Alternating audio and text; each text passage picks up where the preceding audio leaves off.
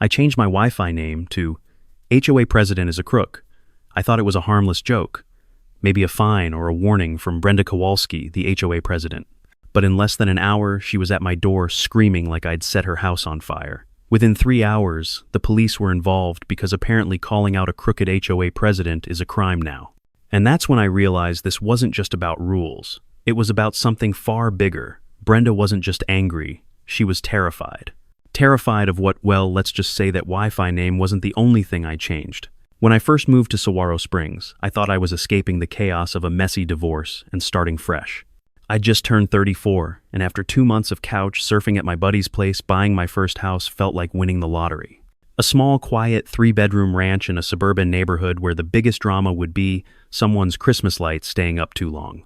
Saguaro Springs was a picture-perfect neighborhood, the kind of place where families waved when you drove by, and retirees spent their days tending to their gardens. The houses were older, built in the 92nds, nothing fancy but decent. The HOA fees were a reasonable $150 a month for landscaping, pool maintenance, and neighborhood security. Seemed like a good deal for a fresh start.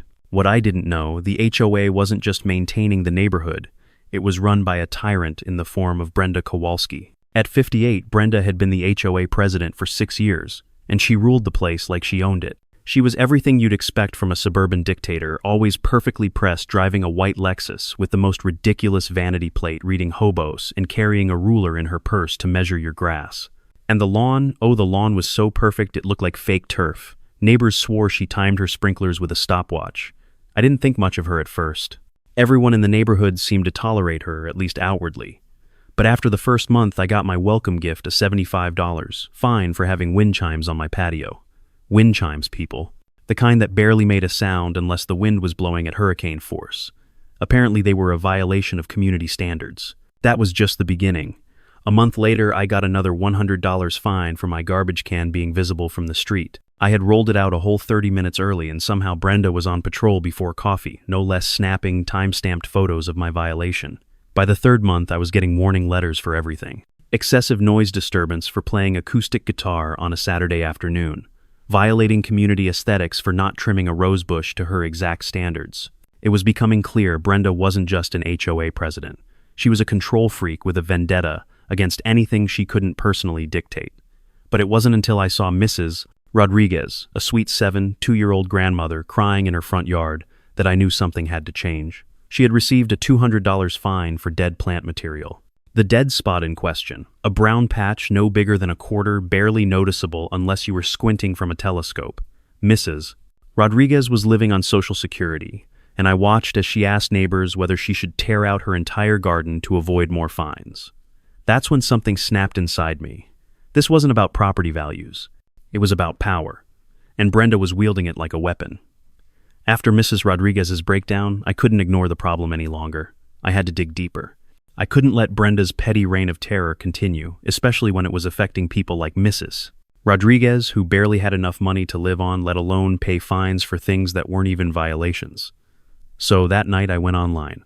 I dove into HOA forums, public records, and every scrap of information I could find about the neighborhood. What I uncovered shocked me. Brenda wasn't just enforcing rules, she was abusing her power for personal gain.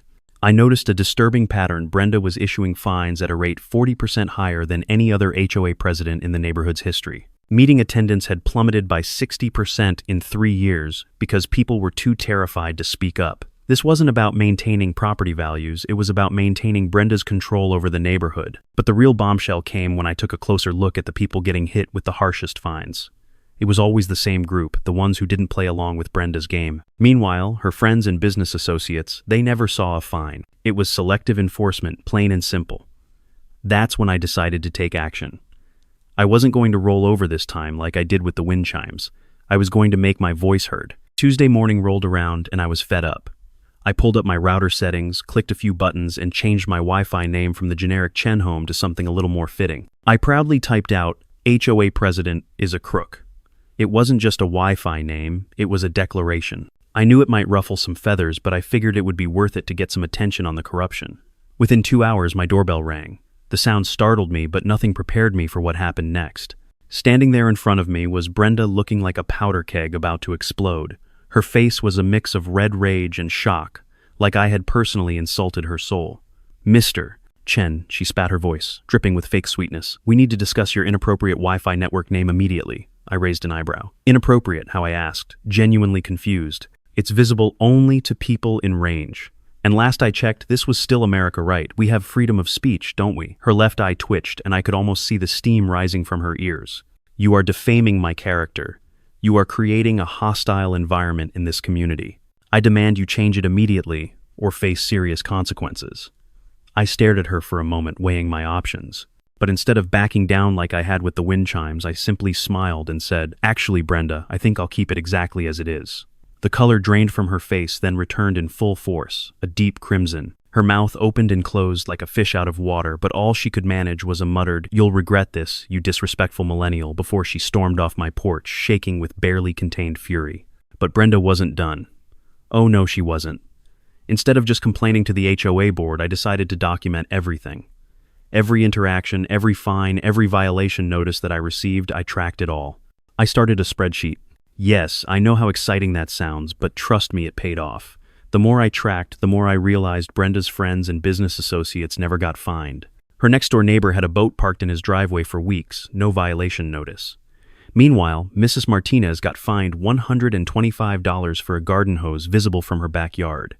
That was the final straw. I knew something had to be done, but I didn't stop there. One day I remembered something I'd read in my research. When I first moved in Arizona, law requires enforcement to be uniform. Selective enforcement was illegal. It could not only invalidate the fines, but also open up the HOA to discrimination lawsuits. I had the proof now. Brenda was using her power to line her pockets, and I wasn't about to back down. Brenda's emergency HOA board meeting was set for Sunday evening, and it promised to be a spectacle. The notice was absurd. She accused me of leading a coordinated harassment campaign and demanded a $500 fine for my Wi-Fi name. It was clear this wasn't about rules anymore. It was personal. Brenda wasn't just trying to enforce HOA standards. She was fighting to keep her power, and she would stop at nothing to silence me. The night of the meeting arrived and something amazing happened. The neighborhood showed up. Normally, these meetings attracted about 8 people, but this time there were 43 residents crammed into the room.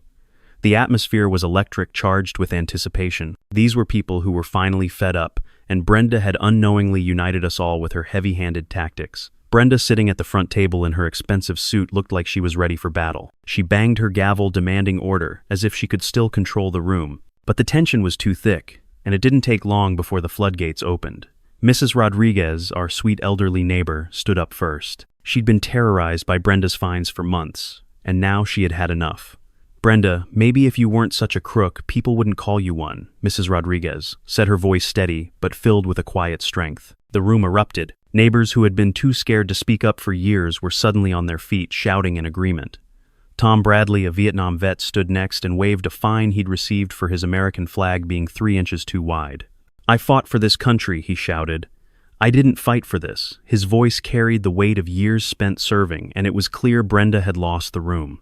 Brenda's face turned an alarming shade of red, but she kept banging her gavel, trying to regain control. It was too late. People started sharing their own stories of how they'd been fined for trivial things: garden hoses, wind chimes, sidewalk chalk. The more she tried to assert her authority, the more she alienated herself from everyone in the room. Then, the final nail in the coffin. Mrs. Rodriguez stood up again, her voice cutting through the chaos. "Brenda offered me $500 to lie about Marcus." The room fell silent. She continued. "She asked me to say he made me feel unsafe. She was trying to buy me off." The gasps were immediate and Brenda froze. She had been caught. There was no coming back from that. The room was no longer with her. Residents stood clapping, shouting in support of Mrs. Rodriguez. Brenda's gavel came down one last time, but it was a futile attempt to restore order. She was done. Brenda stormed out, muttering about intimidation and disrespectful millennials, but the damage had been done. She had lost the room. The community had found its voice. Brenda's hold on Saguaro Springs was slipping, and the residents weren't about to let her bully them any longer. After Brenda's public meltdown, everything started moving fast. The community, once divided by fear, had found its voice. The residents who had silently endured Brenda's oppressive reign were now rallying together. I knew the battle wasn't over, but Brenda's control over Saguaro Springs was slipping. The truth was finally out, and justice was coming. The very next day, I filed a formal complaint with the Arizona Department of Real Estate. I had everything documented: the fines, the selective enforcement, the kickbacks to Brenda's family businesses, everything. Sandra Williams, a financial investigator with the state, called me just 3 days later. She confirmed that Brenda had been embezzling funds from the HOA for years. Over $150,000 had been stolen. The details were staggering. Brenda had set up 3 separate bank accounts to hide the stolen money. One was used to funnel funds into a fake business, Kowalski Property Services, which had been billed for non-existent landscaping work. Another account held emergency reserve funds that were being drained. The third account was a slush fund for her personal benefit, paying her insurance company extra for HOA-related services that never existed. This wasn't just mismanagement, it was fraud. The Arizona Department of Real Estate quickly escalated the matter, and soon the FBI was involved, freezing Brenda's accounts and investigating her businesses. It wasn't long before criminal charges for embezzlement, racketeering, wire fraud, and money laundering were filed against her. While the authorities did their work, the neighborhood was buzzing with anticipation. Brenda had gone too far, and now the whole community knew.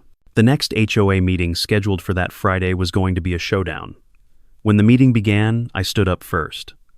I wasn't just defending myself anymore, I was standing for the entire neighborhood. 3 months ago, I changed my Wi-Fi name to HOA President is a Crook. I let the words hang in the air. I thought I was just being petty, but it turns out I was prophetic. The room broke into laughter, but it wasn't just humor, it was relief. The truth had been exposed. I walked the residents through the timeline, the fines, the fake violations, the illegal profits Brenda had made by using her position. Then Sandra Williams took the floor. She presented the findings of the investigation: $150,000 embezzled through fraudulent invoices, kickbacks, and double billing.